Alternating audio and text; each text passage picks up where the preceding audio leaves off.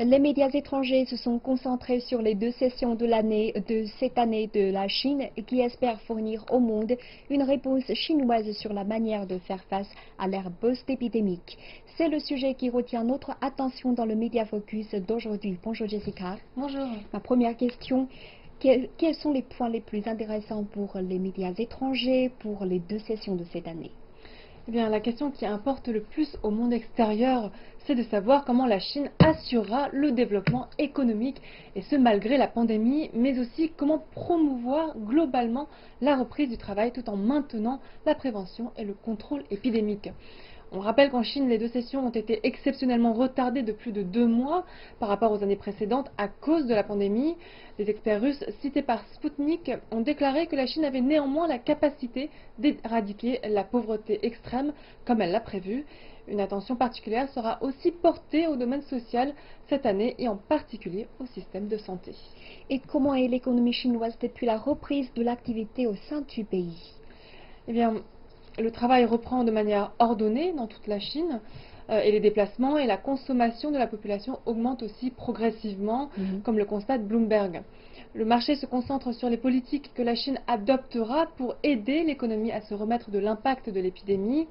Un certain nombre d'institutions ont convenu que la Chine se fixerait pour objectif principal cette année de stabiliser l'emploi.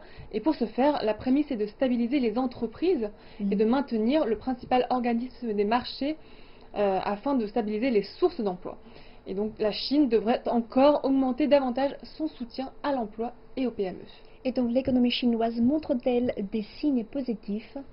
Oui, alors la situation de prévention et de contrôle de l'épidémie continue de s'améliorer en Chine. C'est ce qu'on peut souligner et l'économie et la société chinoise se rétablissent progressivement, ce qui est un signe très encourageant. Selon les données publiées par l'Administration générale des douanes de Chine, citées par Reuters, en termes de dollars américains, les exportations chinoises en avril ont augmenté de 3,5% en glissement annuel et les importations et exportations chinoises vers l'ASEAN et les pays situés le long de la ceinture et la route ont augmenté malgré la tendance. Donc, la société chinoise a montré beaucoup de vitalité et une forte résilience, apportant une confiance et une expérience au monde qui est encore sous le nuage de l'épidémie. Et finalement, qu'attend le monde des deux sessions 2020? Eh bien, les deux sessions ont été organisées pour présenter les résultats anti-épidémiques de la Chine au monde extérieur et pour aussi établir un consensus interne. Et les questions discutées lors de l'événement détermineront la tendance du développement de la Chine post-épidémie, selon dit Deutsche Welle. Par exemple, quel genre de prescription économique la Chine favorisera-t-elle? Comment renforcer davantage la capacité de gouvernance de la santé publique? Dans un environnement mondial complexe, la Chine adapterait-elle finalement sa politique étrangère?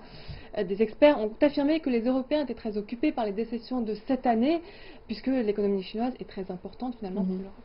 Merci beaucoup Jessica pour toutes ces informations. Nous enchaînons toujours avec des reportages sur les deux sessions.